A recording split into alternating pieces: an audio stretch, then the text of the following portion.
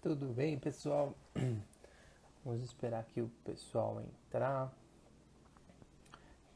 Já vamos ver quem está online. Tudo bem, doutora? Doutora Carla, tudo bem? Quanto tempo que eu não a vejo? Só esperar aqui o pessoal entrar. Fala, doutor Kleber, já vou te colocar aqui, hein? Só um instante. Doutor Kleber, para você. Olá, doutora Juliana, tudo bem? Fala, meu querido, você tá Boa bem? noite. Tudo bem por aí? Tudo tranquilo? Também, graças a Deus. Você é sempre muito elegante, né? Vamos Essa hora da noite, a gente dá o pó. Vamos trazer a nossa querida Thaís aqui também para participar com a gente. Muito bom. Bora. Doutora Laine, tudo bem? Muita gente legal. Ô, doutora Oiê, Thaís, tudo bem? tudo jóia? Tudo. Não vejo a hora da gente parar de se encontrar virtualmente, começar a se encontrar presencialmente, não é? Verdade. Já tá Pois na é. hora, né? Tá na hora já mesmo, né? Já tô gostando que a gente tá sem máscara. Isso já tá me deixando mais feliz, assim. Você já começa a ver as pessoas, né? O rostinho das pessoas. Não, Verdade. Isso é bom e é ruim, né? A gente acostumou tanto com essas máscaras que às vezes você lembra que você não tá mais com a máscara, é entendeu? Aí você fala, verdade. putz, preciso parar de fazer careta. É verdade. Doutor Henrique, boa noite, tudo bem com você? Desejando aqui boa noite. Muita gente legal. Vamos esperar o nosso palestrante, né? Doutor Doutor Henrique é meu Gustavo. chefe, hein? Ô, louco! E o Olha doutor só. Gustavo? Doutor Gustavo, presidente de Bragança, gente Bem-vindo, doutor boníssima. Gustavo Riz. Você o conhece, doutor Kleber? Nós nos conhecemos pela rede social, trocamos bastante ideias sobre a OAB, carreira e tudo mais, Que mas legal. não nos encontramos presencialmente, até porque Ah, ele é você desses, sabe viu? que Ele a é correria. desses. Ele promete, mas ele não cumpre, viu? Eu tô aqui, ó, querendo um café, um chopp com um amigo e ele não aceita. É um absurdo.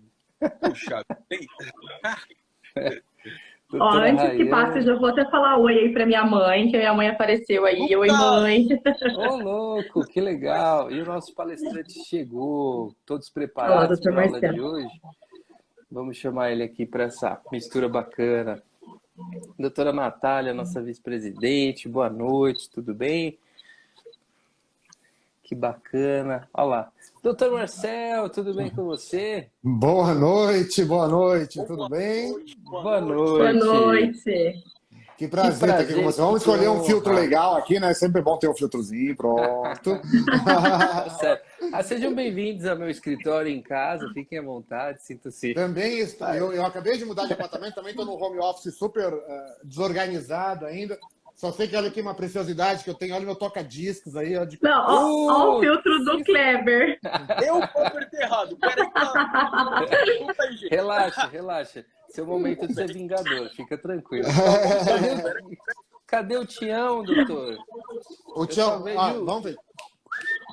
Tá pela casa andando para cima. Ó, o Kleber saiu até. O Certo. filtro não deu certo. Acho que ele não conseguiu tirar o Deixa filtro, eu dar ele uma boa achou melhor noite sair. todo especial aqui, ó. Maurício Matsushima, colega, magistrado, juiz de trabalho em São João da Boa Que Vista, está aqui bacana. com a gente.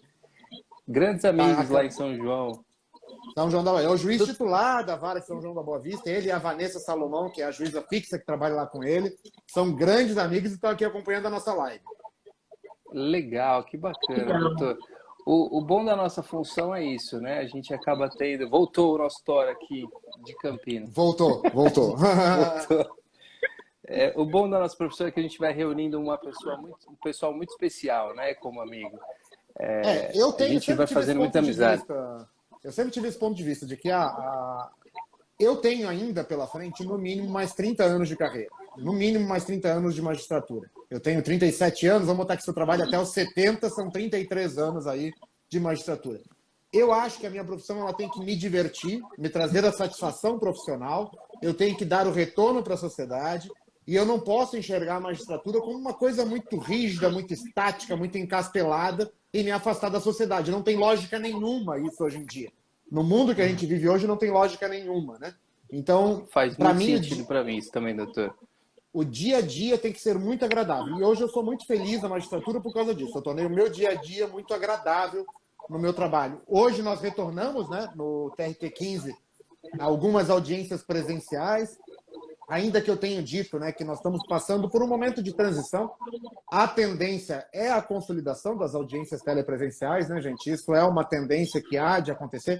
A tecnologia ela é implacável. Dificilmente a gente ia conseguir voltar aos caixas eletrônicos, a ter caixas físicos, tal. Então, a audiência vai acontecer mais ou menos nesse mesmo caminhar, né? Eu sei que não é o tema da nossa live, mas é porque hoje, efetivamente hoje, o TRT15 voltou. E eu sempre falo que a gente já tem, desde 2013, o acesso ao Poder Judiciário Trabalhista ele já é feito por um aplicativo de nome PJE. O PJE é um aplicativo, né? Nós temos acesso à jurisdição pelo PJE. O que mudou recentemente? Que as audiências que antes ainda eram realizadas de forma presencial passaram a ser realizadas de forma telepresencial. E o que eu sempre brinco, Capelete está comemorando no túmulo porque é o acesso pleno à jurisdição. A pessoa pode estar em qualquer lugar do mundo e ela tem acesso à jurisdição. Eu digo que se a Justiça do Trabalho passar a exigir que para o acesso à jurisdição eu tenha que locomover partes, advogados e testemunhas para irem até um espaço físico onde eu estou, ela não tem porque ela vai sucumbir. Ela tem que ser de acesso pleno de qualquer lugar do mundo, do universo, quiçá, e estar ali com uma jurisdição qualificada. E aí, doutores, eu sempre falo, a gente tem que contar com a colaboração da sociedade, porque nós temos que ter boa-fé e lealdade processual. Eu sei que numa live como essa a gente tem a liberdade acadêmica, né? Eu não estou apenas como a figura de um magistrado TRT15, mas como um estudioso do processo do trabalho, como alguém que gosta do tema. E essa liberdade acadêmica me permite falar que muitas das audiências telepresenciais não queriam que acontecesse por causa da desconfiança entre colegas advogados e não entre magistrados. E aí a gente procurando uma boa-fé e uma lealdade processual, a gente há de suprir essa descrença na própria categoria. Então, acho que isso é uma construção que nós vamos fazer daqui para frente. Assim eu espero, oxalá. Mas essa nossa resistência, né, professor Marcel, foi acho que a mesma coisa que aconteceu quando veio o PJE. O senhor lembra? Era uma resistência e a gente tinha aquele medo de, meu Deus, como vai fazer? Hoje eu não me vejo mais sem o PJE, porque eu não me vejo no despachar petição e subindo com aquele carrinho aqui do TRT da 15ª, com aquele carrinho, milhares de processos, ou pegando ônibus, porque na minha época eu era estagiária, então eu pegava ônibus e pedi para o cobrador me ajudar com os milhares de volumes de processo. Não me vejo mais fazendo isso.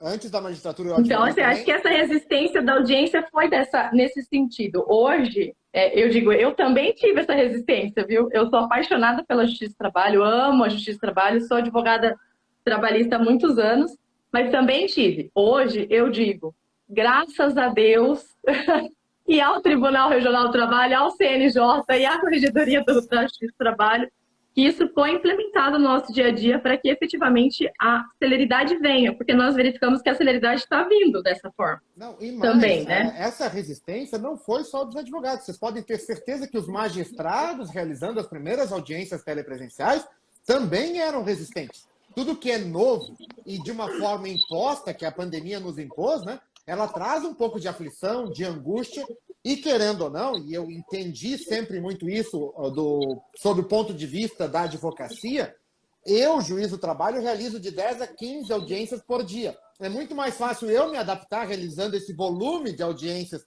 à audiência telepresencial do que os advogados. Então, isso tudo tem que ser construído. As boas práticas, elas precisam da atuação diária, né? E da participação da sociedade. Eu sempre falei muito isso, a sociedade tem que participar desse debate para a gente construir a melhor prática e dar acesso à jurisdição. E a jurisdição, ela só é efetiva se for célere. Nós não estamos falando dos processos lá das bruxas, né, que eram extremamente céleres. Mas nós estamos falando de processos céleres, efetivos e que tragam o sentimento de justiça realizada. um processo que leva 5, 6 anos para ter o seu julgamento final, para ter o seu trânsito em julgado, e eu não estou nem falando da execução, eu estou falando apenas do trânsito em julgado, ele perde total e completamente a sua eficácia só pelo tempo que ele levou. Eu acredito muito nisso, eu aplico muito isso na minha jurisdição. Ela tem que ser efetivamente célere, né? Mas muito séria, sempre muito séria, né? Tá certo. Vocês já viram como que vai ser boa a nossa live de hoje. A gente sequer entrou no tema e a gente já está nesse mundaréu de informações pertinentes. Doutor Marcel, hoje você viu como a Justiça do Trabalho é maravilhosa, né, Fabrício? Não, eu se fosse vocês, eu mudava de área, viu, Kleber? Ó, não, muda nada não. como ser Justiça do Trabalho. Eu brinco que nós somos todos por amor, não é à toa, tá vendo? O doutor Marcel, com todo o amor dele pela magistratura e pela Justiça do Trabalho, eu também. Não. Quem conhece sabe que é exatamente. É no amor e na dor, às vezes mais no amor, às vezes mais na dor, mas o importante é que amamos a nossa Justiça do Trabalho. Doutor Fabrício, me dá licença, eu vou dar um pulo rapidinho, porque eu não estou conseguindo ver as atualizações aqui. Eu vou sair e voltar na live, então. Me dá um minutinho que eu saio e volto. Tranquilo. Vai lá, doutor. Fica à vontade. Foi pedido para colocar legenda. Os doutores sabem colocar legenda? Eu não sei. Doutor. E aí eu acho que é com o Fabrício, que é o administrador, passamos essa bola para você. Puxa vida, meus amigos. Sério mesmo? Vocês vão eu não sei. Isso? Alberto, legenda. A tecnologia veio, mas isso não quer dizer que a gente saiba mexer, né? Exatamente. Eu sou da época do carrinho, no fórum, no telefone. Eu também sou dessa época. Eu sou da época de pagar mico com o cobrador real. Não é de mentira, não. Sim. É real. Nunca derrubou da aqueles processos, sabe? Pegava aqueles carrinhos ruins, tremia tudo, caía no meio da rua. Quem nunca, né? Não, eu pegava sempre o mesmo ônibus. Você tem noção, o cobrador até sabia, né? Ai, nossa, mocinha de novo. Ai, e toda vez ele todo bonzinho, pegava todo aquele peso e falava, vou deixar aqui embaixo do banco. A hora que você for descer, ali no ponto, eu te entrego. Sempre. Ele pegava bonitinho, colocava ali. Eu era uma lady até tocar a campainha para descer, entendeu? O professor Marcel tá pedindo para chamá-lo, Fabrício. Eu tô tentando aqui. A gente vai conseguir. Olha, meu amigo que pediu legenda, o vídeo vai ficar salvo depois no nosso YouTube. E aí eu tento pedir para o doutor Ulisses, que é o homem da tecnologia, colocar a legenda para a gente. Pode ser? Doutor, eu te chamei, mas está parecendo que está configurando um erro aqui. Vamos tentar de novo. Quanta gente bacana hoje. Entrou? Pronto. Pronto. Agora foi. Olha, me desculpa aí por não conseguir pôr legenda mesmo, viu? Não sei como que é essa função, mas a gente tenta no YouTube da OAB Valinhos, depois a gente disponibiliza.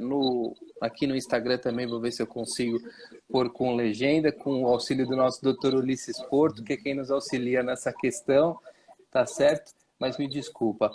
Doutor Marcel, eu hoje estou como presidente da OAB Valinhos e muito me honra ter a sua presença aqui. Eu sou um grande fã do seu trabalho, não o conheço pessoalmente. Não sei se isso seria bom ou seria ruim, porque pelo que vejo dos seus julgamentos, pelo que acompanho do seu trabalho, seria, acho que, muito interessante poder conhecer, poder desfrutar um pouquinho dessa proximidade com o doutor e do seu entendimento sobre várias questões trabalhistas.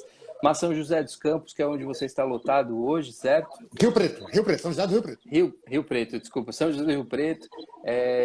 Eu não tenho processos por lá, vou procurar uma firma por lá, quem sabe eu consigo mais processos para que a gente tenha essa proximidade, porque o seu conteúdo na internet é enriquecedor. É uma honra tê-lo aqui com a gente, é uma honra poder discutir sobre esse tema. Hoje eu ouvia o jornal e dizia que a gente vai começar a ter uma época aí de muito frio. Estamos vendo uma questão sistemática onde o sol está mais afastado, enfim, não sei te explicar exatamente o que vai acontecer, mas eu tenho certeza que com a palestra de hoje você vai aquecer os nossos corações, porque é um tema de extrema relevância e num momento muito pertinente, né? Nós tivemos essa semana a doutora Raiane Florencio, que hoje nos assiste, semana passada, com o doutor Pedro Montanelli falando sobre o racismo estrutural, e foi um debate muito emocionante, que eu tenho certeza que o doutor vai também ter esse conteúdo na sua fala. As portas da OAB Valinhos estarão sempre abertas, doutor. Traga este tema, outros temas. Eu sempre digo que a gente precisa bater a ignorância, e a ignorância no sentido do desconhecimento, e a gente só consegue combater isso com pessoas como o doutor, que emprestam seu tempo. Eu sei que o Tião está aí te esperando, né? E você está aqui disponibilizando o seu tempo para estar com a gente e compartilhando conhecimento. Então, te desejo desde já, coloco um agradecimento desde já por todo o seu trabalho, e eu passo agora a palavra para a doutora Thaís para fazer as devidas apresentações aí do nosso palestrante da noite. Bom, doutor Marcel, mais uma vez também agradeço, em nome da Comissão de Direito do Trabalho, como membro, em nome também da doutora Cláudia Melchert, que é a nossa presidente. Mais uma vez, o doutor ter aceito o nosso convite, para a gente sempre uma honra, e para nós que conhecemos o doutor como excelentíssimo professor também, nós já sabemos o quanto vai agregar essa noite para nós. Vou fazer uma apresentação que o senhor, nas sucintas palavras do professor, é juiz do trabalho no Tribunal Regional da 15ª Região e professor, e agora lotado em São José do Rio Preto. Doutor, passo a palavra para o doutor Kleber para ele fazer algumas considerações, e aí passamos a palavra ao doutor para o senhor começar a nossa palestra com os ensinamentos para nós dessa noite. Olha, doutor, é um prazer enorme tê-lo aqui, compartilhando seu conhecimento com a nossa cidade, tocando num tema que é tão real, um tema que reflete na vida de muitas pessoas. E confesso que esse tema parece que ainda é um tema fácil de debater, mas não é. Eu sou da Comissão da Diversidade, sou da diversidade também, e a gente percebe o quanto existe preconceitos. E preconceitos a ponto de pessoas em nível de carreira não conseguir se deslanchar. Então, rapidamente, doutor, vou contar para o senhor uma experiência que eu tive. Eu fiz estágio numa multinacional, muito renomada, e só tinham mulheres que trabalhavam naquele departamento. Todas advogadas e todas estagiárias. E fui classificado, foram 3 fases de prova e entrou um menino para trabalhar. Eu só fui efetivado por ser da diversidade. Então, percebe, isso não foi o preconceito, foi algo positivo. Mas perceba pelo inverso. Quantas oportunidades pessoas boas perdem, e perdem de colaborar com a sociedade através do seu trabalho, do seu talento, por ser da diversidade. E como se isso fosse algo de caráter, como se isso fosse algo que fizesse alguém melhor ou pior. Então, muito obrigado, o senhor na figura de professor, de jovem e de um magistrado, em trazer esse tema. Muito obrigado. Não, fico muito honrado com o convite, eu começo conversando com você sobre isso. Eu espero que isso não seja uma palestra e que isso seja um grande diálogo, um grande debate. Eu quero ouvi-los também e que a gente possa interagir, porque a evolução ela depende do diálogo. A evolução ela depende do diálogo, e hoje eu estava, antes de vir para cá, eu fui dar minha corridinha de fim de tarde e conversando com um amigo meu, debatendo com um amigo meu, a gente conversando, e a gente chegou na singela frase de que a dúvida é que traz a pureza. As pessoas que têm certeza demais são chatas demais, impertinentes demais e de quem eu quero distância. Quanto mais dúvidas nós tivermos, mais interessantes seremos, porque mais dialogaremos. Se eu tiver certeza, por que eu vou dialogar para tentar construir? Se eu já tenho certeza do que é. Eu preciso ter dúvidas, e quanto mais dúvidas eu tiver, melhor eu acho que seremos. E o Fabrício, usando a tua fala, eu sempre ouvi uma frase que me marca muito, que é: se a gente acha que a educação custa caro, é porque a gente não tem noção do preço da ignorância. E a ignorância, no sentido lato, da pessoa que ignora o conhecimento, é ainda pior, porque ela tem acesso à sua evolução e ela prefere ignorar. E aí, Kleber, entra exatamente nas linhas iniciais do preconceito. As linhas iniciais do preconceito começam por ignorar. As pessoas ignoram. Porque o que eu sempre... Eu nunca fui uma... Eu vou contar um pouco da história para a gente poder fazer uma cronologia, né? Eu não sou um grande ativista, Kleber, e às vezes eu me sinto culpado por não ser um grande ativista. Muito cedo eu escolhi a carreira da magistratura, e a escolha da magistratura também veio em virtude da diversidade, exatamente por ter medo dessa situação que o Kleber acabou de comentar, de eu integrar um colégio de algum escritório de advocacia e, quiçá, no momento de ser efetivado, de ser escolhido como sócio, o fato de ser gay, casado com outro homem, ter um filho peludo e querer ter filhos também humanos, quiçá poderia ser critério de escolha, né? Quiçá poderia ser critério de escolha, e estando na magistratura, eu pelo menos acredito ter a certeza de que onde eu estou ninguém me tira, né? A ideia da estabilidade, olha que interessante essa construção, gente, de que a estabilidade, que é uma construção social necessária para o exercício de um poder, né? Porque a magistratura é um exercício de um poder, a estabilidade vem com essa função principal, ela é utilizada para minha escolha pessoal, profissional, para não ter riscos de repente, lá na frente, vir a ser preterido em virtude da sexualidade, da diversidade, usando o termo que o Kleber utilizou.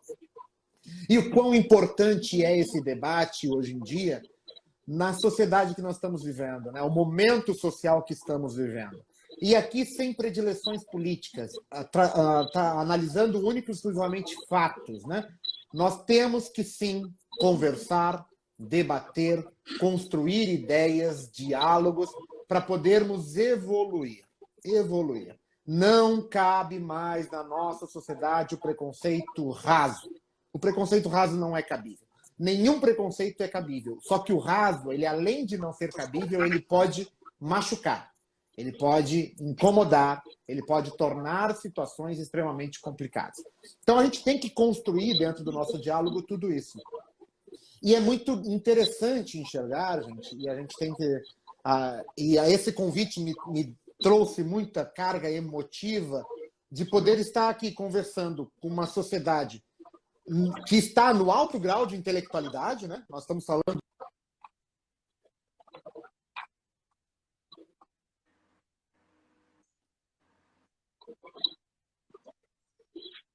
universitário, e ser um assunto, né, Kleber, ainda necessário nesses meios. Nós nos depararmos ainda com a necessidade de ser um assunto debatido. Se nesse meio ele é necessário, o que imagina-se dos meios de menor instrução? De menor instrução. Então, e aí eu sempre falo isso, e de novo, gente, sem qualquer predileção política, a importância da fala. Eu comentei muito isso com o senador Fabiano Contarato, que acabou se tornando um grande amigo, a importância da fala dele na CPI da pandemia, a importância de que, sim, é possível você chegar em qualquer lugar, né, Kleber? É possível ser um advogado de sucesso, como nós estamos falando do Kleber aqui, é possível ser um magistrado de carreira, que daí eu me encaixo nesse caso, é possível ser um senador da República eleito, como se encaixa o caso do senador Fabiano Contarato, é possível ser governador de um dos estados mais, que poderia ser considerado dos mais preconceituosos do Brasil, como é o caso do Eduardo Leite, lá no Rio Grande do Sul, assim como a governadora. O Eduardo é uma pessoa incrível, eu sou do Rio Grande do Sul também, né? Acompanhei a carreira política do Eduardo lá no Rio Grande do Sul, e governador e, quiçá, um dia presidente da República, né, gente? Quiçá um dia presidente da República. A governadora do Rio Grande do Norte, ainda que mais discreta nas suas explanações, a Fátima Bezerra, né? Também homossexual, governadora do estado. Ou seja, nós enxergamos, né, Kleber, eu acho que a nossa geração, e daí me dirijo exatamente a você, ela consegue enxergar uma inclusão da diversidade em todos os espaços. Exatamente. E aí, num momento diferente, porque vocês vão concordar comigo de que nós não temos um número maior ou menor de gays na sociedade, porque isso não é escolha. Então, eu posso afirmar expressamente que em 1920, em 1960, em 1980, em 2000 e em 2020, nós temos, numericamente, o mesmo número de homossexuais na sociedade. o que nós vivemos hoje? Uma possibilidade de expressão que antes era extremamente contida. E aí, olha a evolução, e nisso a gente tem que ser muito honesto na análise, né? Eu e o Kleber, nós temos a vantagem de nos depararmos neste momento social com membros de poder, seja no poder legislativo, seja no poder executivo, no poder judiciário, exercendo plenamente a sua sexualidade. Quer dizer que não sofremos preconceito? Infelizmente não chegou nesse ponto. Ainda sofremos, ainda como membros de poder. Mas pela primeira vez, né, Kleber, nós nos deparamos com isso de forma aberta e direta. Exato. O Eduardo ir para o programa do Bial e falar expressamente, se declarar gay, casado com outro homem, nós termos a comoção que foi do falecimento do Paulo Gustavo, entende? Ainda que do meio das artes, né, que sempre foi mais reconhecido, que sempre foi mais tranquilo e mais aberto a esses assuntos. Então eu falo que são posturas muito necessárias. E a partir do momento em que eu enxergo essa necessidade, eu chamo para mim também essa responsabilidade e passo a falar abertamente em eventos como esse que nós estamos participando, sabe? Então, e isso, né, Kleber, vem dessa força que a gente recebe. Enxergar o Fabiano Contarato na CPI da pandemia falando do seu marido e dos seus filhos, do Eduardo no programa do Bial falando sobre isso. Nós, Kleber, não podemos nos privar de falar. Nós não podemos nos privar de falar. E até chega a ser engraçado, né, doutor? Quando falamos para as pessoas, muitas vezes a gente recebe reações positivas de pessoas que a gente não imagina. É muito interessante para quem está assistindo, quando a gente se declara, sim, sou homossexual, me relaciono com pessoas idênticas a mim, as pessoas falam, que legal, como que é, né? Então, às vezes, essa questão da barreira, somos nós que temos que mover. Porém, ela está muito mais fácil de ser movida do que nós pensamos. Haja visto como o doutor trouxe o exemplo de pessoas extremamente midiáticas, tratando de uma forma normal, e especialmente o caso do Leite. Eu conheço o Leite por questão partidária e houve uma perspectiva que ele cairia nas pesquisas, que ele perderia a liderança do governo. Pelo contrário, ele se fortaleceu.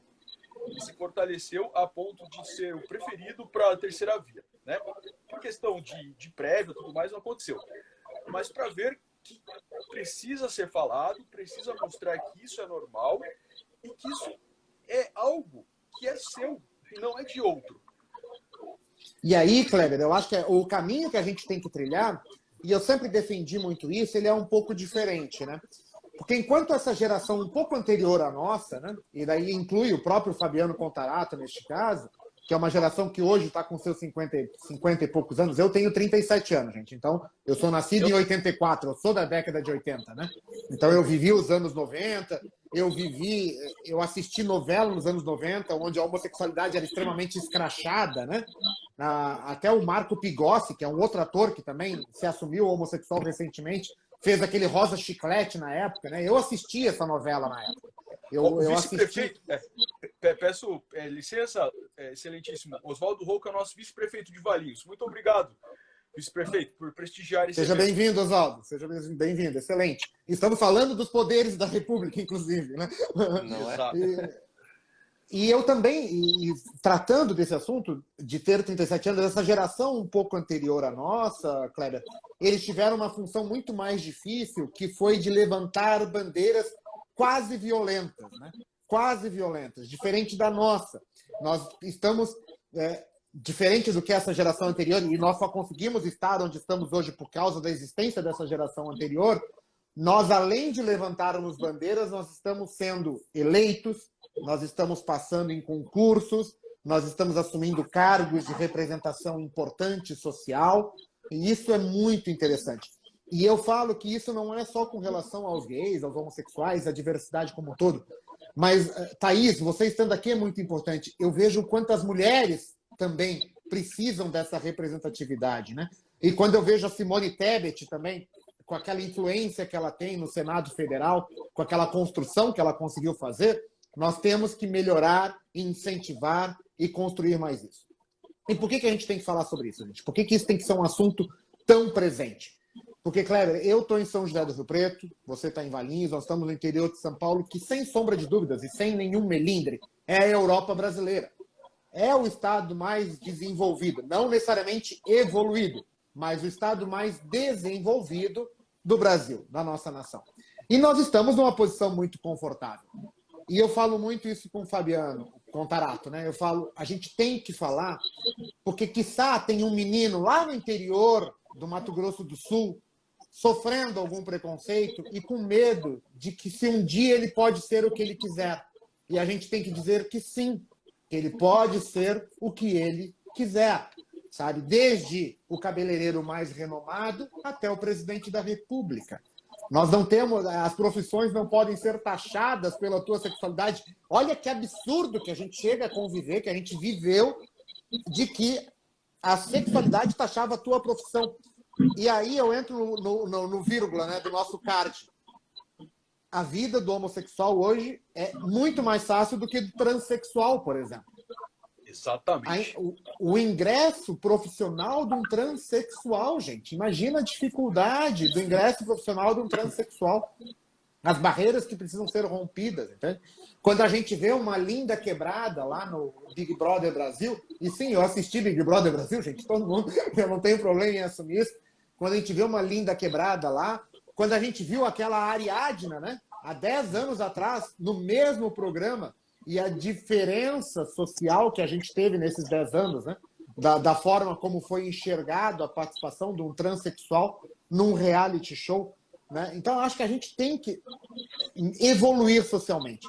E aí eu entro num ponto de crítica muito forte, e, de novo, gente, sem nenhum direcionamento político, mas quando um membro do poder, um membro de poder, exercendo o cargo mais alto do poder executivo brasileiro, fala que nunca teria um filho homossexual, porque caso identificasse isso, daria uma bela surra e faria ele virar homem, nós não podemos nos calar. Nós não podemos nos calar. Por quê? Porque para o meu pai, uma fala dessa não gera influência nenhuma. Quiçá, para a família do Kleber, também não geraria influência nenhuma. Mas imaginem para aquele pai, numa sociedade lá, numa comunidade, onde vê traços afeminados em seu filho, em que ele vai para o bar tomar cerveja com os amigos começam a pegar no pé, ó, o teu filho é uma bichinha, tem que fazer virar homem. Ele mata o filho para não passar esse tipo de situação. E a nossa sociedade não pode aceitar isso. Não pode aceitar isso. Então, uma fala como essa tem que ser execrada. Execrada. Seja de qual partido que venha, seja de qual membro partidário, de qual membro de poder, porque isso não está restrito apenas ao chefe do Poder Executivo. Nós nos deparamos com frases como essa em todos os poderes, né? Isso é visível, seja no Poder Legislativo, quiçá no Poder Judiciário, e isso tem que ser totalmente execrado. E eventos como esse é que traçam esse caminho. A realização de eventos como esse é que traçam a possibilidade de um caminho de evolução como essa, sabe?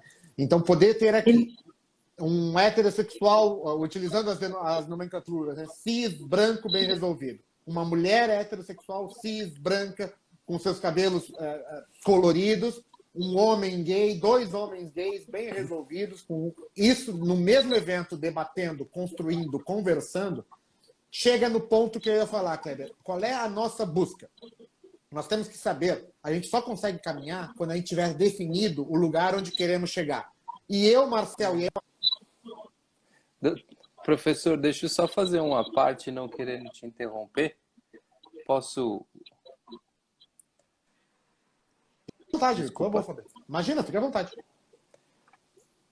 Desculpa, é que houve um delay aqui na minha interrupção e na sua palavra. Obrigado por ter me nomeado como heterossexual, doutor, mas eu me vejo muito na sua fala. Eu fico muito feliz com a sua fala, na verdade, da gente poder ter pessoas da diversidade, como bem o Kleber colocou, assumindo posições de gestão de entidades tão democráticas, apartidárias, enfim, mas que direcionam a nossa população. Eu demorei muito para sair do tal do armário, né? Mas tive o meu momento e assim eu fiz. E sou muito feliz hoje, casado também, com o meu filho de 4 patas também. E só para complementar, doutor, e te dar aí aso para que você possa concluir a sua palestra, não, o seu diálogo de hoje, né, como bem citou, eu imaginei que eu ia encontrar uma resistência na eleição quando as pessoas... Porque quando você está na eleição, você vai sendo colocado na berlinda, todo mundo quer saber mais sobre você, né? E houve até mesmo suscitaram essa situação, né? Me colocaram, inclusive, me compararam, e aqui eu não estou falando, né, antes que alguém da outra chapa esteja ouvindo e falando que foram eles, não, mas suscitaram essa situação e me compararam como se eu não fosse de boa família, enfim. E foi muito bacana, doutor, porque eu recebi justamente o oposto do que eu imaginaria. Eu recebi um abraço fraterno, recebi pessoas se dispondo a me ajudar a passar por aquilo, e eu venci as eleições, e hoje, dentro da OAB Valinhos, existe sim alguém da diversidade preocupado em levar esse tema à frente, né? E preocupado que isso chegue justamente a essas pessoas que não estão em Valinhos, não estão em Rio Preto, estão lá em Manaus, e não tem a mesma instrução que a gente tem, que sejam transfobias, porque a gente fala em homofobia e você não me reconheceu da diversidade, mas o trans você facilmente reconhece, né? Ou facilmente não, mas teria mais chances, né, de reconhecimento. Então, com certeza, ele vai sofrer, né, dentro de um grau de preconceitos, com certeza para ele seria mais evidente. Então, só faço essa parte para que a gente seja justo com quem está aqui. Tá certo? Não, que Fabrício, te devolvo a fala. O gancho que você me dá é muito legal, porque eu ia chegar exatamente nesse ponto, Fabrício. Enquanto algumas gerações anteriores às nossas, né? Então, já que estamos nós três aqui, né? Junto com a Thaís, né? Algumas gerações anteriores às nossas tinha exatamente essa necessidade de uma estereotipagem da sua sexualidade. Hoje eu afirmo, e faço aqui uma citação que foi proferida a mim pela corregedora regional do Tribunal Regional do Trabalho da 15ª Região, doutora Ana Paula Lockman. Ela fala: Marcel, para ser como tu tem que ser muito homem. E é exatamente isso, né? Ser homem não está ligado à sexualidade, não está ligado à feminilidade ou masculinidade, está ligado a caráter. Então, construir isso, né? E hoje eu falo, e insisto naquela fala de que em 1920, 1940, 60, 80, nós tínhamos o mesmo número de gays que nós temos hoje, só que aquela época a identificação era única e exclusivamente pela estereotipagem, e eu vou trazer uma figura aqui que todo mundo conheceu. Quem não teve ou quem não conheceu aquele tio, aquele vizinho que era chamado de solteirão, né? Que nunca teve um relacionamento, que nunca apresentou uma namorada. É o típico solteirão, vive na gandaia, quiçá era uma homossexualidade reprimida, mas masculino. Por quê? Porque essa estereotipagem caiu por terra.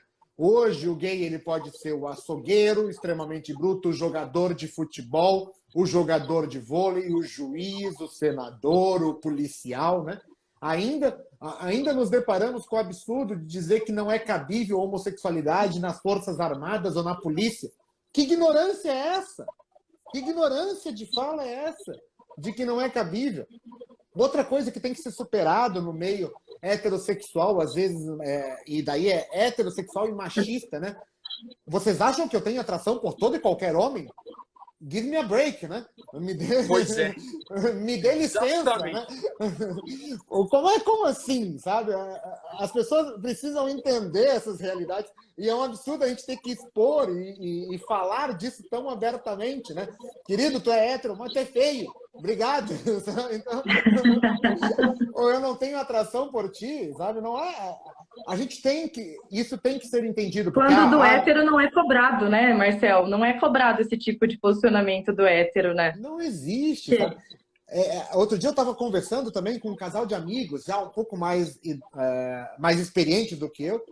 Eles falando, Marcel, eu acho que eu, como hétero, não fico me expondo, né? Não faço cenas de carinhos explícitos e tal. Assim, não, eu como gay também não, e porque eu não me sinto à vontade, mas se algum homossexual tiver à vontade, ele tem que ter essa liberdade.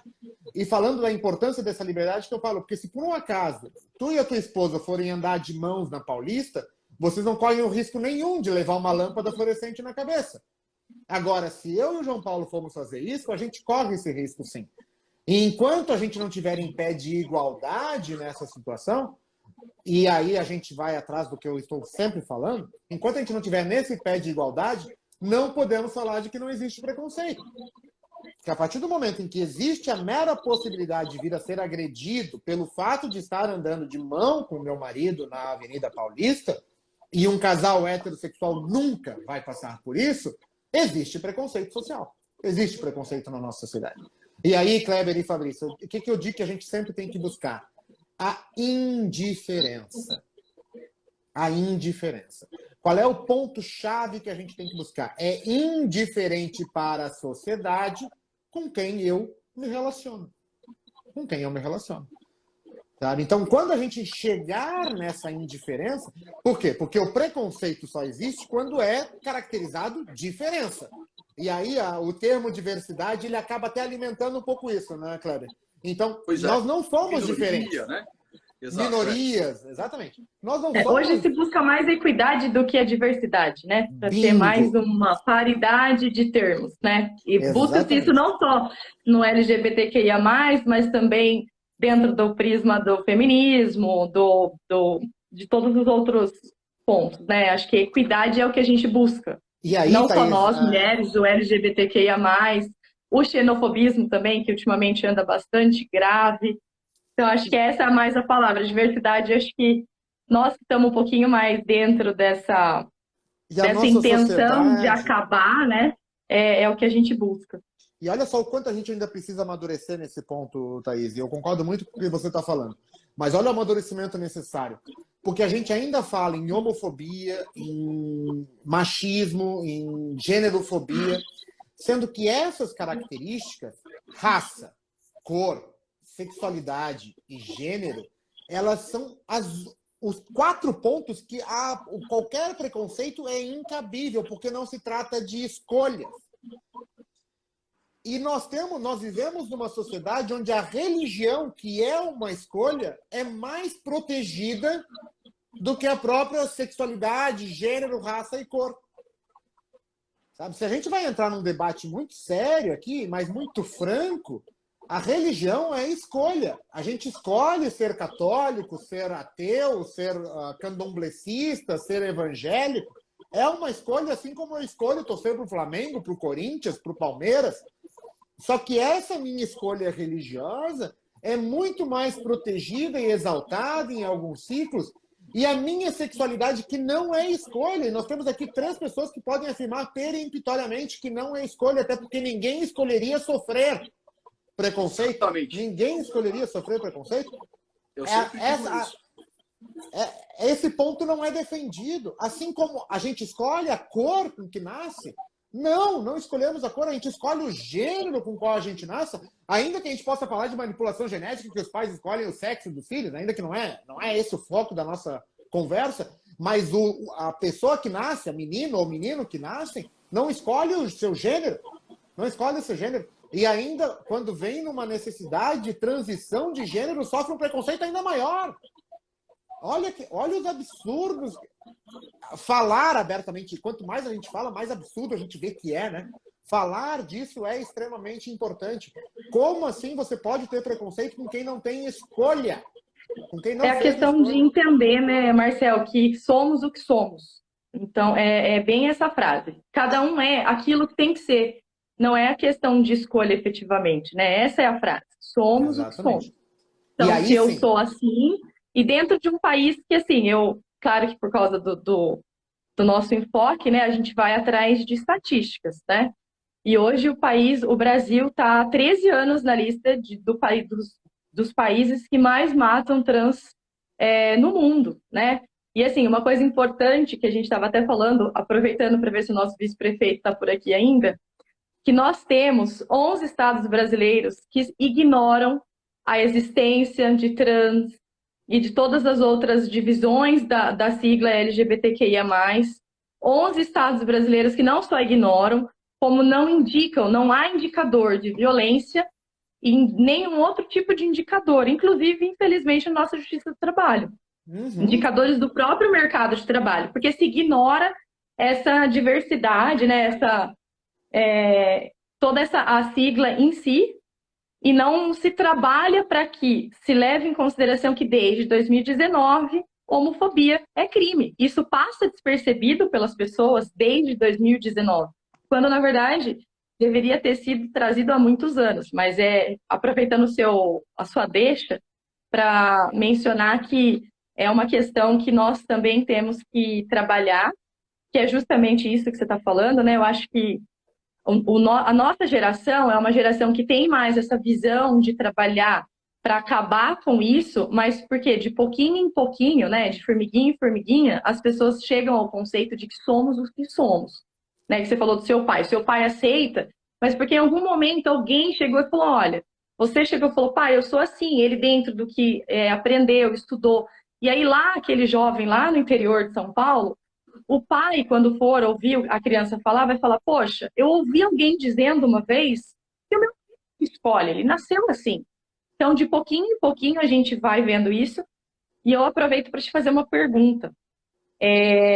Dentro das políticas públicas, o que você acredita que a gente... Claro, não só o nosso trabalho de pessoa física, né, de cidadão, seria importante as empresas fazerem, né? Se você acha importante, efetivamente, uma política de inclusão do LGBTQIA+, como cota, ou se você tem um outro ponto de vista, de enfoque de como fazer com que as empresas também tenham essa conscientização de que é necessário trabalhar esse ponto dentro dos próprios departamentos pessoais. Não, acho que isso é um tema extremamente importante, até pelo nosso... até pela nossa temática trabalhista, né? Políticas públicas, né? A organização de políticas públicas. Infelizmente, gente, e de novo, tratando muito abertamente e quase academicamente no nosso ambiente que a gente está aqui. Infelizmente, o nosso formato de governança, né? De eleições, poder legislativo e tal, ele reflete muito o que a sociedade pensa, né? Ele reflete diretamente, nós elegemos aqueles com quem nos identificamos. E como é difícil, e aí utilizando ainda que um termo que não é, que a gente acabou de conversar, minoria, né? Como é difícil uma minoria conseguir ser representada perante o poder legislativo. E aí, a importância, e eu busco, quando a gente fala em política pública, eu vou um pouco além, Thaís. Exercício de poder. A importância do poder judiciário nesse ponto. Porque se dependêssemos do poder legislativo, nunca teríamos a homofobia como crime, nem nunca teríamos a possibilidade da realização do casamento civil um casamento civil homoafetivo, porque se dependêssemos do poder legislativo, os que lá estão, eleitos pela nossa sociedade, representando a nossa sociedade, e diante da impossibilidade de uma minoria eleger um número suficiente para a construção legislativa, se não fosse o poder judiciário, nós não chegaríamos aonde a gente chegou hoje. Ainda tem muito a andar? Ainda tem muito a andar. Então aí eu entro no foco. O que é política pública, Thaís? É ter um ministro do STF gay. É chegar ao ponto de ter um ministro do STF em que naquela discussão entre 11 ministros, sem discussão quanto à qualidade do STF, gente, dos ministros do STF, não é esse o nosso ponto. Mas entre aqueles 11, que hoje nós ainda temos apenas 2 mulheres, né? Nós tivemos a Ellen Grace Northfield, a primeira mulher depois de mais de 100 anos de STF, Carmen Lúcia e Rosa Weber. Dentre os 11, nós não temos, pelo menos não declarado, nenhum homossexual. Nem nunca tivemos. Assumidamente nenhum, né? Assumidamente nenhum homossexual. Já no STJ nós temos o Herman Benjamin, que assumidamente com a sua constituição familiar. Nós temos em diversos TRFs, TRTs, desembargadores homossexuais declarados, né, declaradamente homossexuais. Assim como nós temos juízes de primeiro grau, isso vem sendo construído. Então, quando você fala em política pública, eu falo que ela nasce na necessidade de termos representatividade nesses poderes, e aí sim, tendo representatividade nesses poderes, querendo ou não, para e passa, a sociedade evolui. A partir do momento em que eu vejo a possibilidade de ter, quiçá, um presidente da República gay, por que que o CEO de alguma grande empresa também não pode ser gay?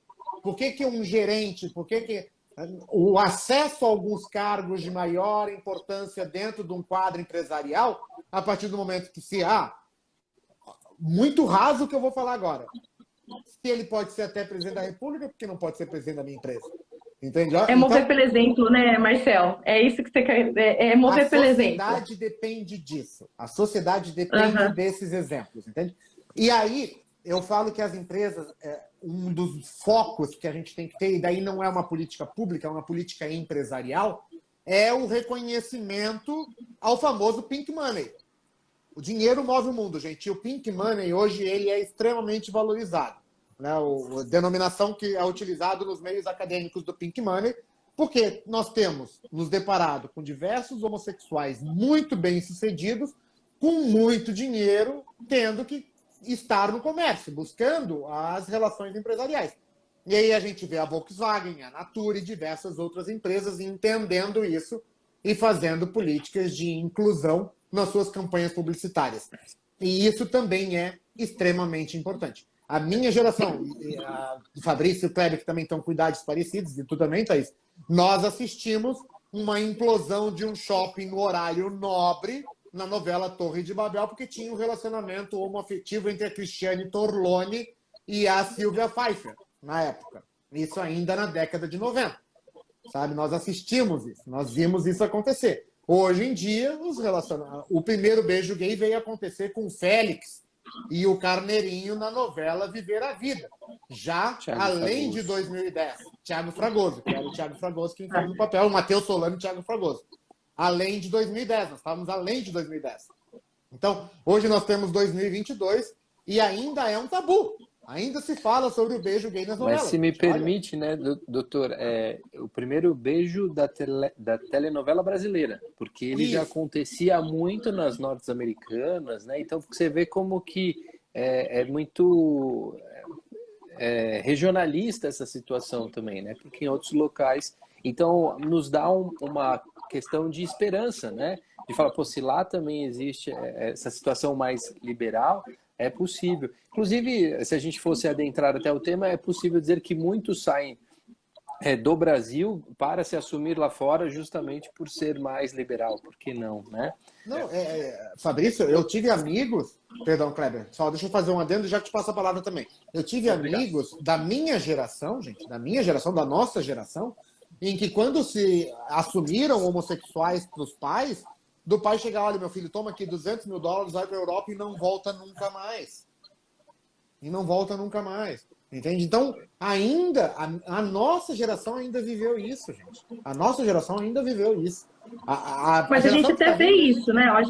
Acho que a gente vê casos, né? Que você falou do tiozão, mas assim, de pessoas que as pessoas acham que se escolhe morar longe da família porque a pessoa gosta de ser solteirão, tiozão, longe da família. Às vezes, efetivamente, é isso. Eu estou longe porque perto eu vou causar uma insegurança dentro do meu... Um desconforto. Um desconforto.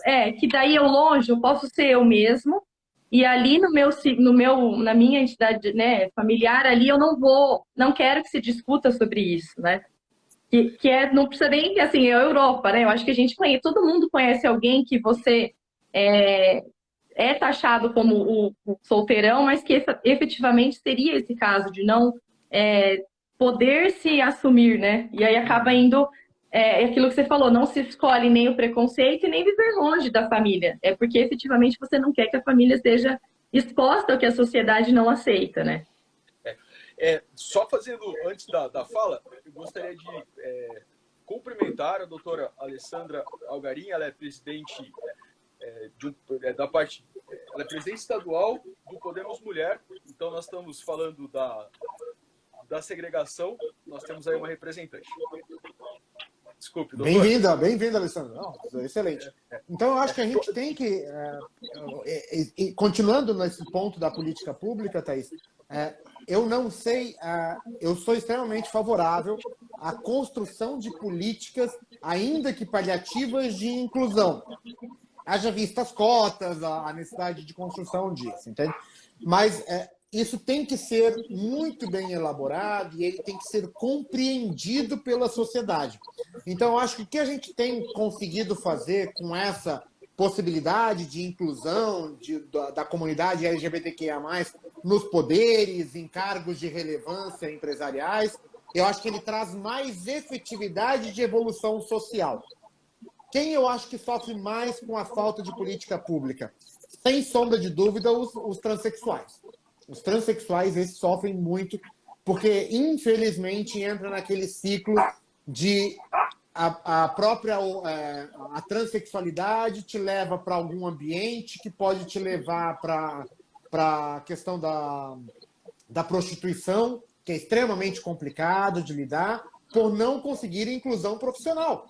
Olha que situação complicada, gente, sabe? Por não conseguir inclusão profissional. Então, nós temos sim que debater, que falar mais sobre isso, que tratar mais disso. Sem sombra de dúvida, o que a gente vive... Eu conversei com a minha família aos 22 anos, 21 anos mais precisamente. Eu estava para me formar quando eu tive a conversa com a minha família. Provavelmente, se eu fosse da atual geração, já seria aos 15 anos, de repente, sabe? Essa conversa. A gente está conseguindo. E, quiçá, nós teremos alguma geração em que isso não será conversado. Porque a gente vai chegar na indiferença, né? De que não será conversado sobre isso, de que nós não teremos... Oxalá, né? Oxalá cheguemos nesse ponto. Né? Professor, nós conversamos, né?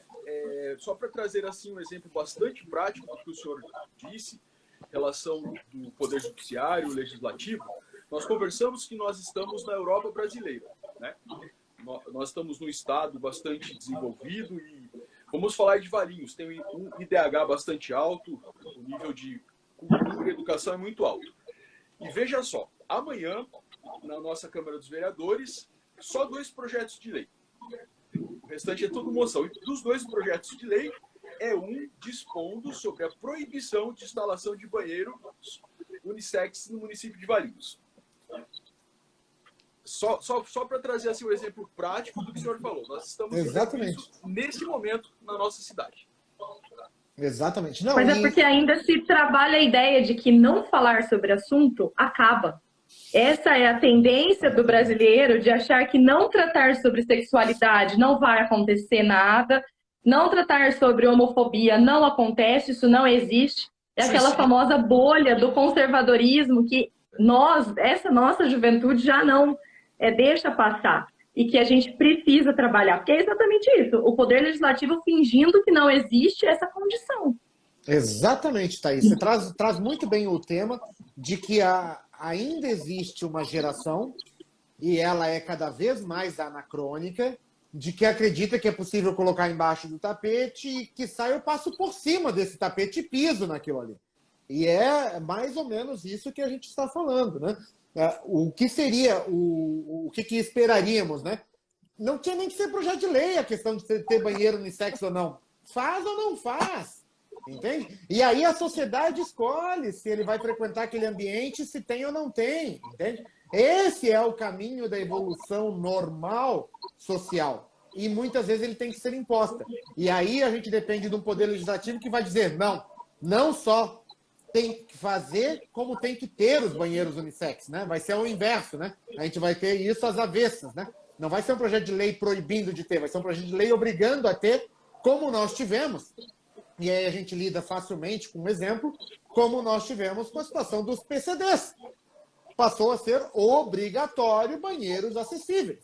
Então, quiçá um dia também seja obrigatório isso e passe a ser natural. Hoje é algo natural. Qualquer ambiente que você vai tem os banheiros de PCD, né, as necessidades atendidas.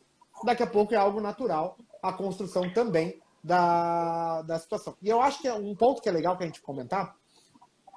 A nossa geração, gente, e agora já estamos indo para quase 9h30, né? Eu não sei como é que é a perspectiva de tempo de vocês também, porque eu falo pelos cotovelos, já perceberam, né? Eu entro no escritório às 9 da manhã, doutor. Por mim tá tranquilo. Vamos ver até quando o Instagram deixa, viu? Não sei se o professor? Então, TRT15 vai deixar e vai te cobrar. Eu tenho daqui a pouco atribuições domésticas, né? Preciso ver o jantar só. A única coisa. Presidente, depois... e ver onde tá o filho também, né? A gente não vai conseguir pagar, hein? Então, né? Não, sabe, Papai tem obrigação pro filho também, né, Marcelo? Por favor, olha uma lá. coisa interessante, Thaís, que eu falo assim, logo no começo da nossa conversa aqui, eu falei, da proximidade da magistratura da sociedade, né?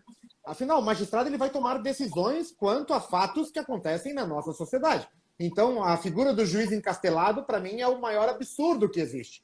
Como alguém encastelado, longe da sociedade, pode tomar decisões quanto a fatos que ocorreram dentro da sociedade? Não tem como. E vira e mexe em audiência, eu falo sobre isso. Eu falo, doutores, não esqueçam que eu não saio aqui da minha sala de audiência, e eu falo totalmente de brincadeira, né? Ali fora, no foro da Justiça do Trabalho aqui, ou na minha garagem, não é uma nave da Xuxa que eu vou para Marte. É um carro que eu vou pegar a mesma avenida que o senhor pega, que eu vou ir fazer um mercado, de repente, no mesmo mercado que o senhor faz, e que eu vejo, eu constato. Outro dia teve uma situação de que estavam discutindo intervalo entre a jornada, e a pessoa insistia de que não tinha intervalo entre a jornada, e eu falo, olha, eu corro na avenida na frente de casa todo dia perto do meio-dia, e eu já cansei de ver o pessoal dessa empresa jogando truco, fazendo seu intervalo ali de 1 hora.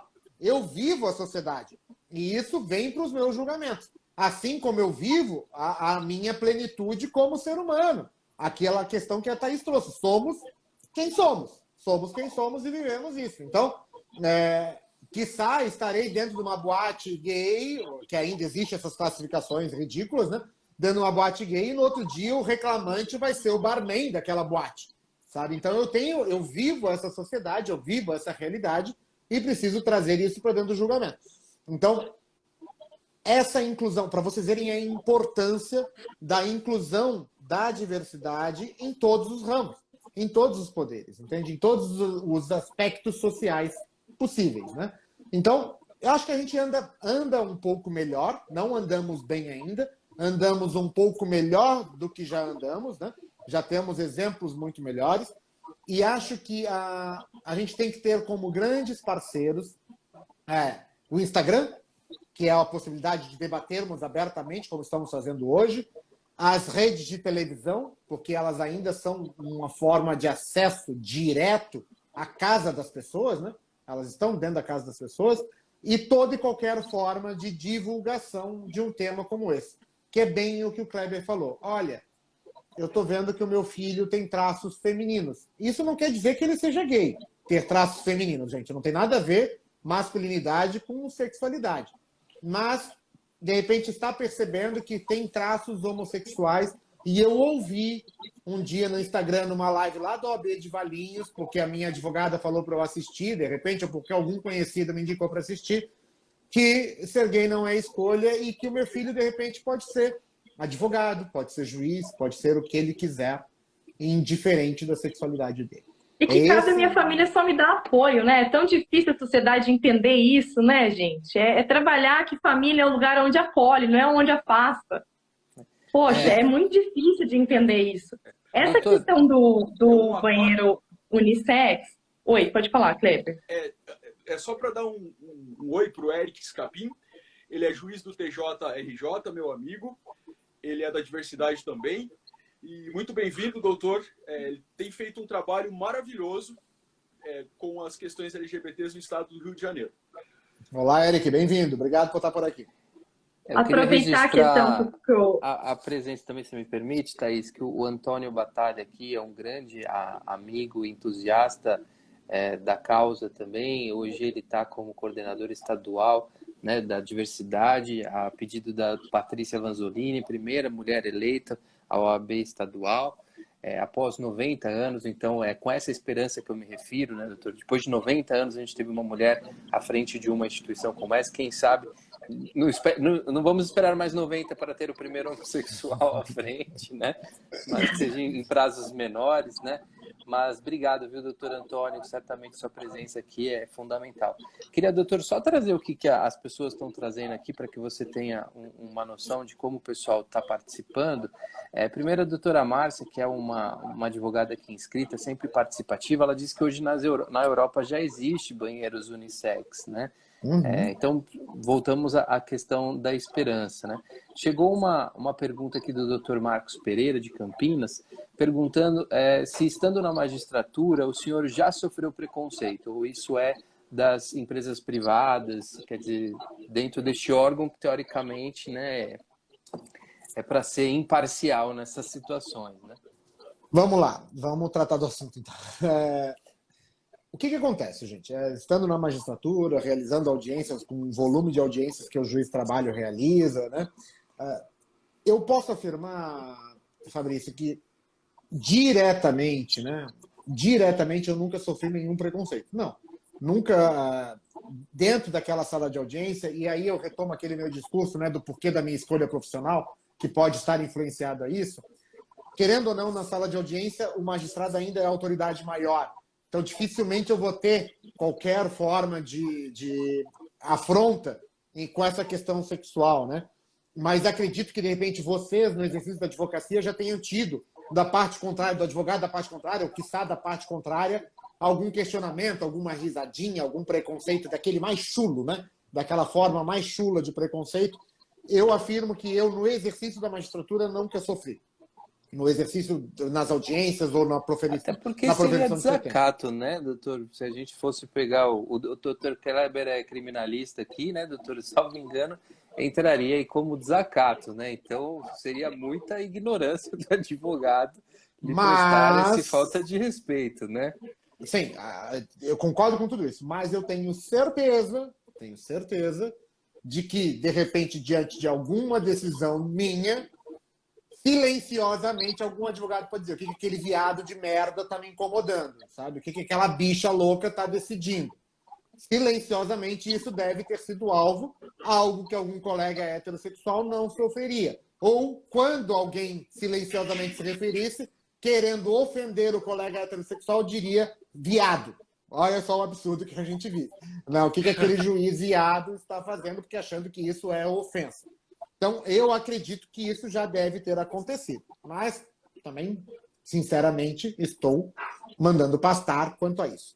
Agora, relato aqui, porque é o que eu sempre digo, tudo bem, doutor, que o senhor está incomodado com a decisão do bicho e do viado, recorra. Deixa que alguma bicha, algum viado lá do TRT decida por mim. Pronto, tá resolvido quanto a isso. Não tem problema nenhum quanto a isso, sabe? A gente é uma classe unida, doutor. A gente é uma classe unida. Então, mas, por incrível que pareça, eu já sofri preconceito entre colegas. Por incrível que pareça. Sabe? Entre colegas, não necessariamente colegas do trabalho, mas entre colegas magistrados, eu já sofri preconceito muito atrelado, e vou ser muito claro quanto a isso, muito atrelado à religião que existe, né? Essa, infelizmente, uma coisa acaba confundindo com a outra que não tem nada a ver, né? Onde já se viu religião discutir sexualidade? Tem nada a ver, gente. Tem coisa que não tem mais nada a ver do que religião e sexualidade, mas elas acabam em algum momento se curvando, se encostando, se penetrando, e em virtude de religião, eu ser alvo de preconceito em virtude de sexualidade. Olha que absurdo. Sim, já aconteceu. E como é que a gente tem que lidar com isso? Confesso que nem eu sei. Eu fiquei extremamente... tem uma moto aí passando. Olha. Desculpa.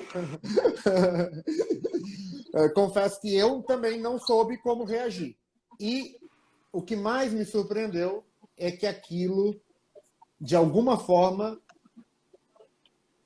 tocou mais em mim do que eu imaginava que tocaria. Olha que interessante, né? Aquilo me incomodou mais, me aprofundou mais e me incomodou, literalmente me incomodou mais do que eu imaginei que aconteceria.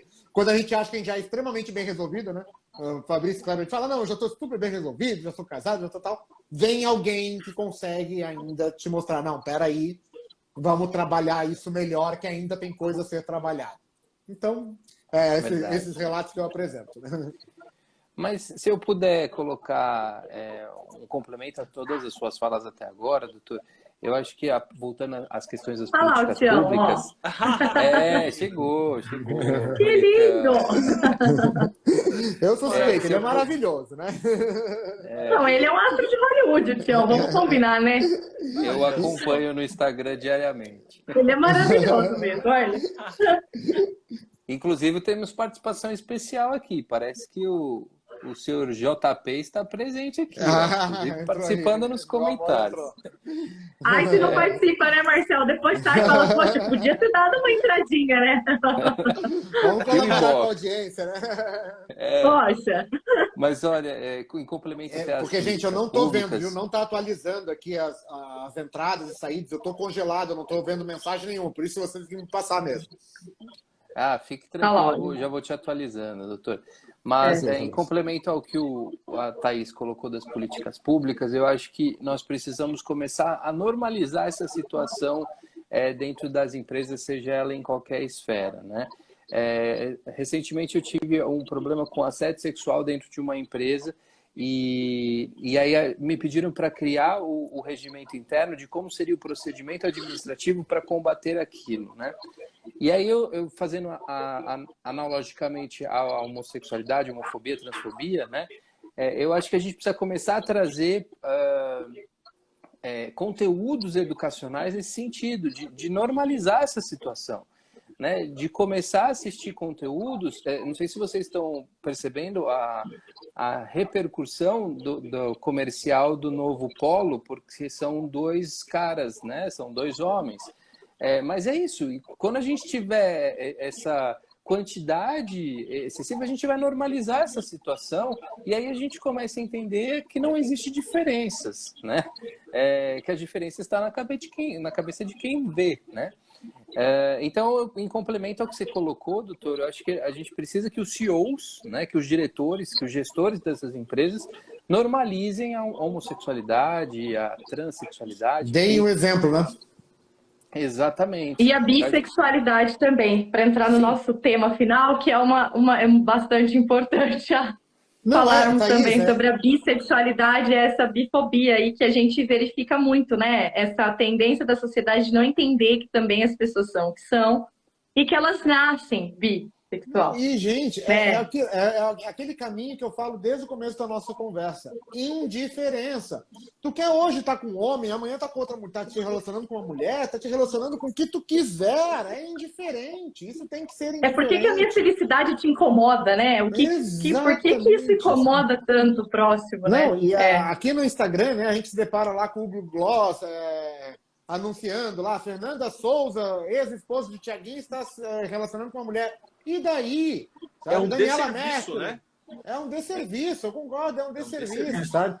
A forma como é anunciada, né? Eu acho que ela se apresentar nas redes sociais desse jeito é dela, é a administração da rede social dela, que é um exemplo, né? Um exemplo do Lulu Santos, né?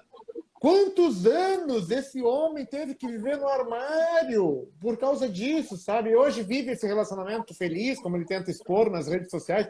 Eu não o conheço, né? Mas que me parece um relacionamento feliz, tal, mais completo, pelo menos.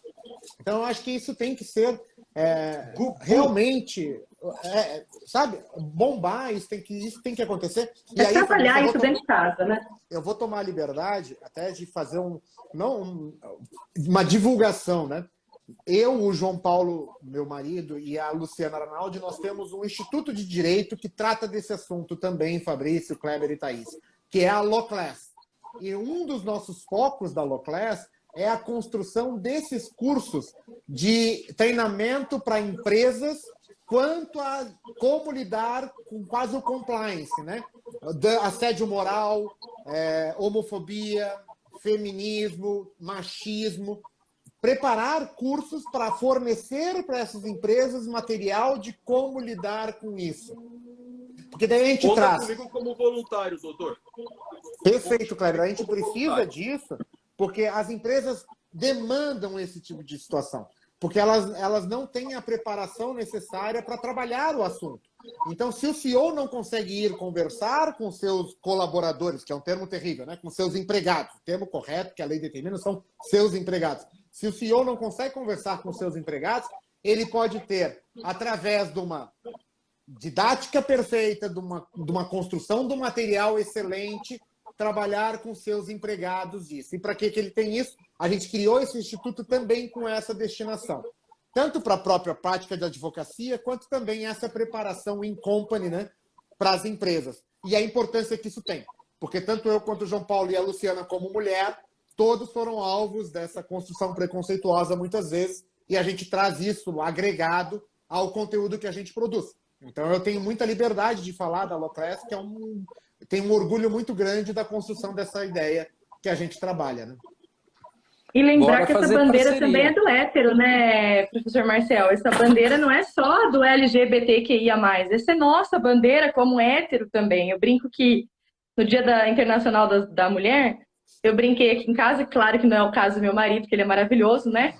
Mas falei que eu não queria flores. Eu queria que no grupo do futebol se fale assim, olha, parem de objetivar a mulher, como se ela fosse simplesmente um pedaço de carne. Então, cabe a nós, heterossexuais, também levantar essa bandeira, para que nos grupos de WhatsApp, dentro das rodas das empresas, no próprio fórum, seus colegas, os nossos, ou qualquer profissão que seja, se entenda que brincadeira tem limite, que aqui até onde fere o outro não é brincadeira, que coisas que vêm vindo há muitos anos aí, não só com LGBTQIA+, mas racismo, xenofobia, são coisas que a gente está acostumado a lidar, mas a gente precisa trabalhar com essa bandeira de que existiu um dia, mas chega. Então essa bandeira também é nossa, né? Porque o hétero tem essa tendência de achar que porque ele... eu devo ter um amigo ou outro aí que é gay, mas não falou para ninguém.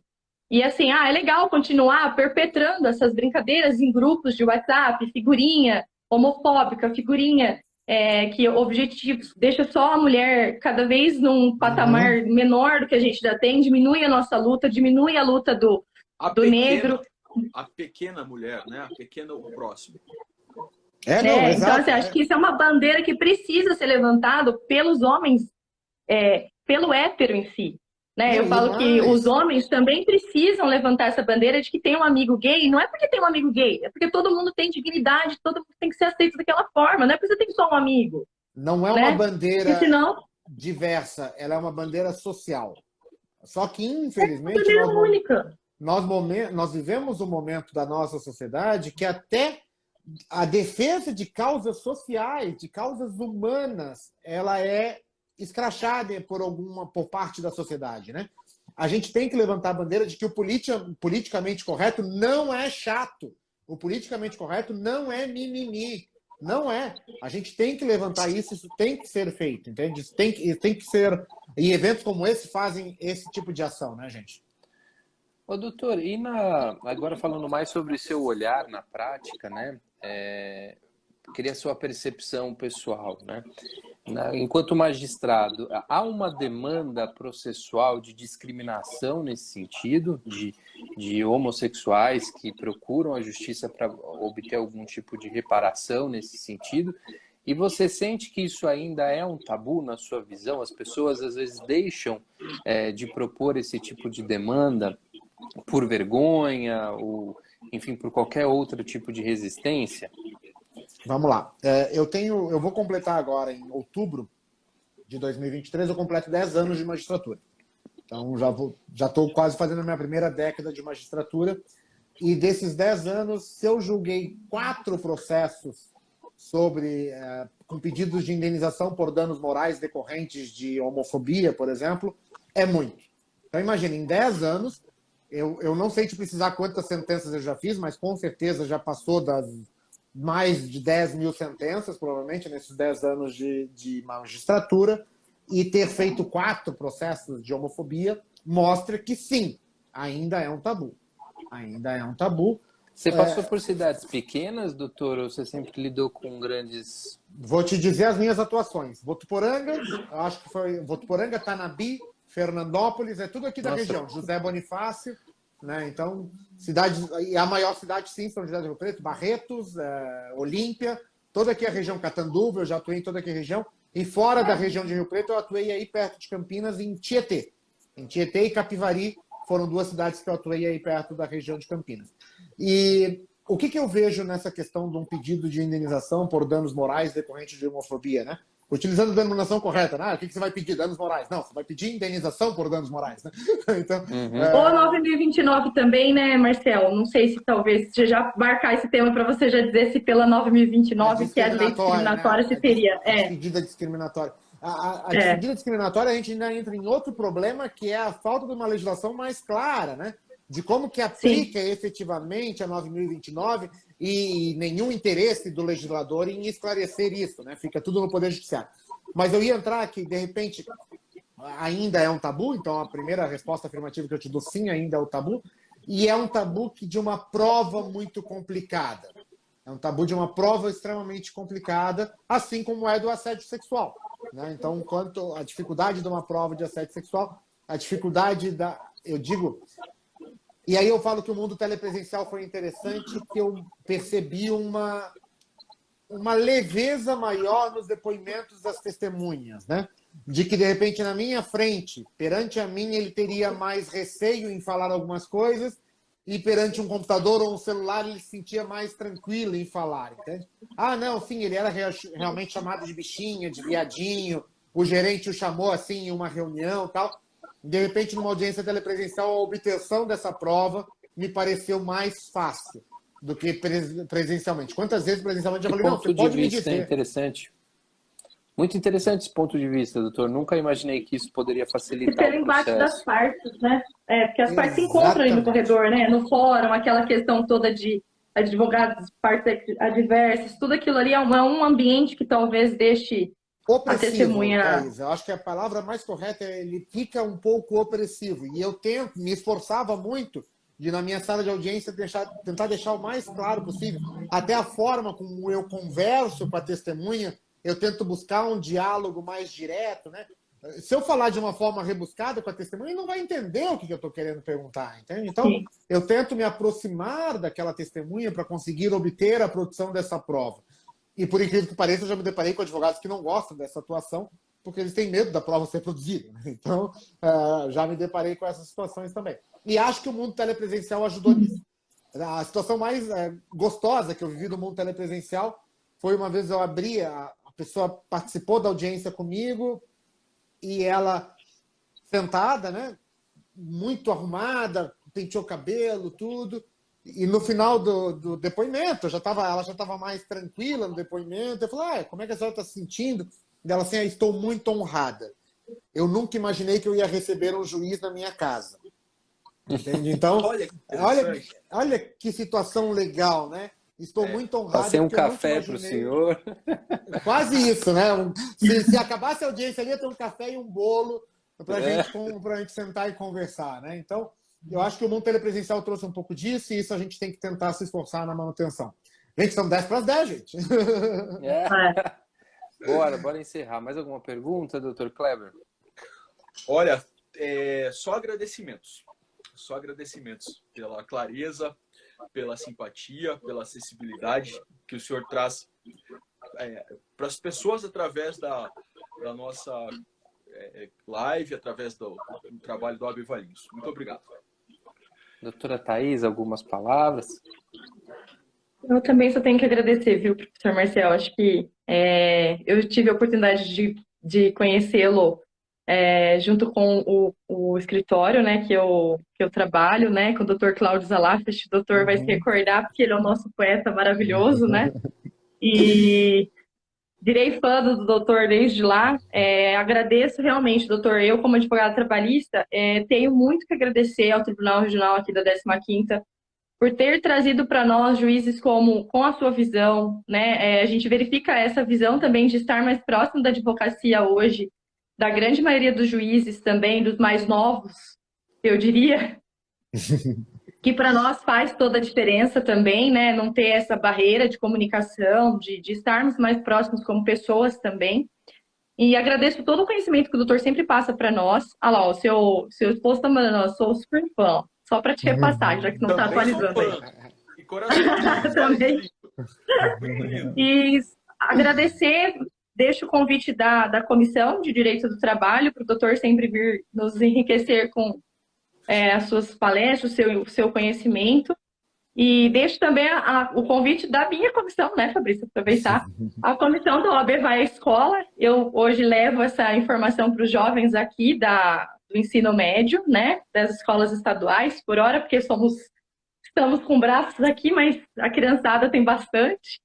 E deixo o nosso convite para quando o doutor também quiser vir a Valinhos, conhecer. Nós temos palestras, a nossa intenção é sempre palestras de dia e de noite, então, para que o doutor também saiba que estamos de portas abertas com a OAB Vai à Escola também, caso o doutor queira trazer um pouquinho desse conhecimento para os nossos crianças. Agradeço, doutor, pela noite de hoje, viu? Muito obrigada. Obrigado, doutora Thaís. Realmente, a OAB Vai à Escola, imagina marcar uma live no meio da escola, assim, com o pátio cheio. Quantas crianças lá As crianças vão ficar alvoroçadas, né? Porque eu acho que é tudo, né? O cargo, e o Marcel é jovem, tem uma linguagem fácil deles entenderem, não é aquele negócio e o cargo, né?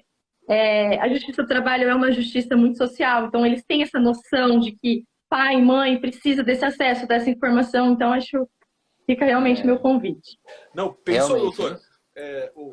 O doutor jovem, é claro na explicação, simpático e também homossexual. O que os jovens vão falar? Posso chegar aonde eu quero, não é verdade? Quantos Exato. Estendo o convite, inclusive, para o seu esposo, viu, doutor Marcel? Acho que seria ele como advogado, super bem sucedido da área também, acho que seria interessante essa troca. Fica à vontade para o nosso convite. Doutor, em nome de toda a diretoria da OAB, te agradecer pela exposição, por abrir a sua casa, seu coração, por quebrar tabus e que a gente siga aí na busca de que as pessoas se unem pela alma e não pelo gênero, né? Quando as pessoas começarem a entender que o amor é maior do que gênero e raça e começar a entender que o amor resolve, não importa quem você ama, né? Acho que se a gente conseguir levar essa mensagem à frente, a gente vai começar a ter um mundo mais com equidade, como a doutora Thaís falou. Eu espero que o doutor volte aqui mais vezes, não com esses temas, mas que a gente consiga também discutir questões técnicas, questões processuais, porque se com esse tema você fez esse show, imagino que com outras coisas com certeza vai ser brilhante, mas eu só tenho a agradecer em nome de toda a diretoria e todas as comissões temáticas aqui da OAB Valinhos, agradecer também a quem ficou com a gente até agora, quem participou, depois se o doutor puder dar uma olhada nos comentários, só de parabenização, e isso me engrandece muito porque provavelmente a gente está conseguindo mudar a visão das pessoas. Talvez se a gente fizesse isso há 10, 15 anos atrás, a gente teria um quórum super baixo e com uma repressão, ou a gente só teria homossexuais aqui. E foi o acaso que trouxe 3 homossexuais para conversar. Eu, em momento algum, pedi isso à minha diretoria. Estou aqui realmente porque a doutora Cláudia não poderia estar e, de repente, nos unimos pelo acaso para falar de algo tão sério. E quando eu vejo pessoas heterossexuais, mulheres brancas, pretas, enfim, nós temos aqui uma miscigenação nos comentários tratando deste assunto, isso me dá aquela esperança que eu comentei ao longo da nossa live. Então, muito obrigado, doutor, por você se expor dessa forma tão gostosa para a gente e as portas sempre estarão abertas na OAB Vai à Escola, na diversidade, em qualquer comissão que o senhor se sentir à vontade. Obrigado. Já digo de antemão que, Thaís, eu vou amar participar do OAB Vai à Escola, porque eu acho que é a partir daí que a gente constrói uma sociedade mais evoluída. É isso mesmo, doutor. Eles são nosso futuro. Amo conversar com jovens, amo trazer essas realidades para os jovens. Cito a frase que está no fundo do Kleber, né? Sem saber que era impossível, foi lá e fez. Então, vamos fazer, sim.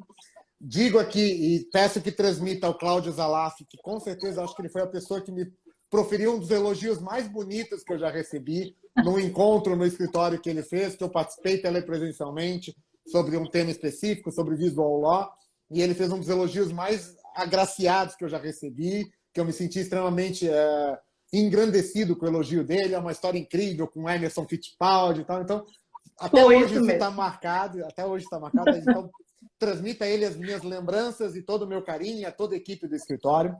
Kleber e Fabrício, o que eu digo para nós, né?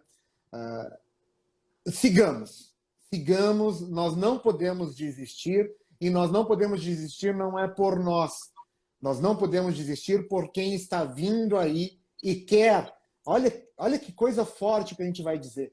Quer um dia poder ser perto do que nós somos. Então, nós temos que ser plenos nisso. Nós temos Bravo. que ir atrás disso, sabe? Para poder permitir e mostrar que todos podem ser aquilo que um dia nós chegamos e nós iremos muito além. Bravo. E John pelos Kennedy- filhos de vocês. E pelos Exatamente. filhos de vocês, porque além dos de Nossa. 4 patas, logo essas famílias aumentarão. E Essas crianças precisam dessas famílias maravilhosas. encerro a minha participação falando uma frase de John Kennedy, em 1967, se eu não me engano, quando existia aquela Guerra Fria sobre o homem ir ao espaço. Ele vai para a Rede Nacional Norte-Americana e ele fala: nós não estamos escolhendo ir à Lua por ser fácil. Nós estamos escolhendo ir à Lua porque é difícil. E sim, nós estamos escolhendo o nosso caminho porque é difícil e nós temos capacidade de transitar, de trilhar e de alcançar. Estamos juntos e vamos juntos, né? Tudo que eu quiser, o cara lá de cima vai me dar. Tamo junto, É gente. isso aí. Isso aí, obrigado, Obrigada, viu, doutor. Beijo no Muito coração obrigado. de cada um. Obrigado. Sabia que você ia aquecer os nossos corações, doutor. Obrigado, uma boa noite. Dê um abraço em todos aí da sua família. Doutora Thaís, doutor Kleber, obrigado pela companhia até aqui. Doutores. E a todos uma boa noite. Boa noite. Boa noite, gente. Boa noite. Bom descanso.